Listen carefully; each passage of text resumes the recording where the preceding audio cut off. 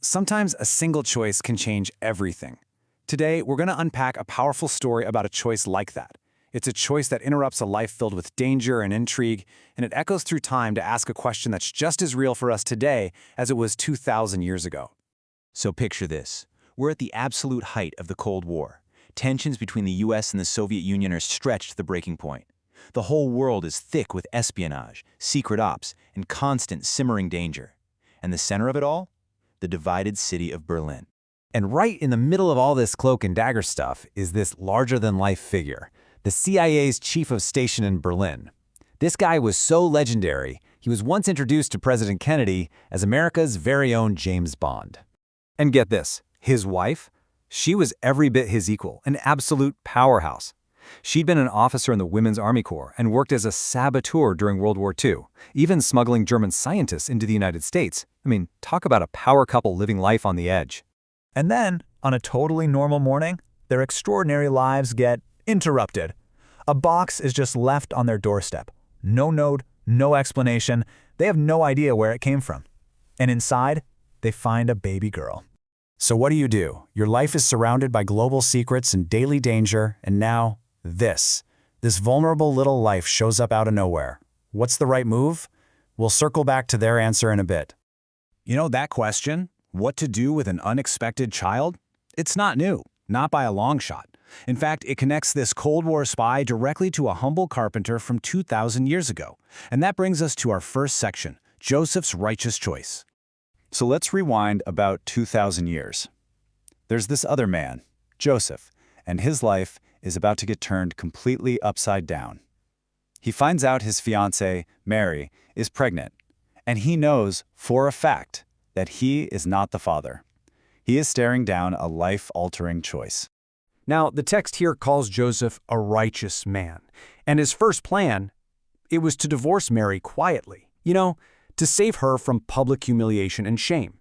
And back then, that was considered the decent, honorable thing to do. It was kind of the bare minimum of being a good guy. But Joseph, he decided to go further. He embraced what some theologians call abundant righteousness. It's this idea of a goodness that isn't just about following the rules, but about radical trust and radical love. By choosing to not just spare Mary, but to take this child as his own, he literally opened the door for a story that would change the world. Joseph's choice, it makes you wonder, right? Why then? Why did this all unfold at that specific moment in history? Well, it was what you might call a profound interruption in time. And that's what we're going to explore in section 2. Okay, take a look at this. The world back then versus our world today. It's kind of crazy how much they rhyme, right? You had Roman occupation, political power struggles, a deep spiritual searching going on. People were crying out for justice and peace. Sound familiar? While the scale and technology have changed, the core human stuff, the struggle, the hope, the search for meaning, it's timeless. The ancient Greeks had this really cool way of thinking about time. They had 2 words for it. First, there's chronos. That's your watch time, right? Tick-tock, 1 minute after the other, just ordinary time. But then there's Kairos. A Kairos moment is different. It's a divine interruption, a special window where destiny can shift. It's a moment that demands a response, a moment where transformation is possible. So, if Joseph's choice was one of these Kairos moments, this huge interruption in time, what does that mean for us, right here, right now? Well, that brings us to section 3, and really the central point of this whole story, the Christmas question. Think about it. Everyone in this story was faced with a choice, their own personal Kairos moment. You had the spy couple who had to decide what to do with the baby in the box. You had Joseph, who had to decide about Mary. Even the wise men. These were serious scholars who traveled nearly 1,000 miles, a journey that could take years. They had to decide to act on their faith and their knowledge. So the story strips everything else away and leaves us with this one profound question.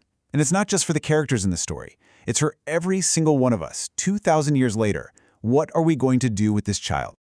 Okay, so how do you even begin to answer a question that big? The source material offers a really provocative answer, and we're going to explore it in our final section, a call to adopt. So let's go back to Berlin, back to our spies in the box on their doorstep. What did they do? They adopted the baby. They named her Sally. And this one act of adoption didn't just change Sally's life, it completely transformed the spy master himself. This guy, who had lived this incredibly hard, dangerous life, who was known as a legendary drunk, he was changed from the inside out. As a father, he found a whole new identity. He became a man of deep faith, reading the Bible with his daughter every single night. After all his success on the world stage, after being America's James Bond, the only thing he wanted to be remembered for was this quote from the second letter to Timothy. This became the ultimate measure of his entire life. And his wife later said that that quote would never have been his epitaph if they hadn't adopted Sally. That single choice, that one act of adoption in their own Kairos moment, redefined his entire legacy. So what does this all mean for us? The proposal isn't necessarily about literal adoption. It's a metaphor for intentional action. It's a call to adopt the child into our own hearts, to consciously choose to bring the principles of mercy, love, and purpose into the world through the way we actually live our lives. In the end, the story lands on this really powerful idea. The best way to tell this story isn't with words, but with actions. It's to live the story ourselves. And so, the question that started with Joseph and echoed to a spy master in Berlin is now passed to us. What is your answer?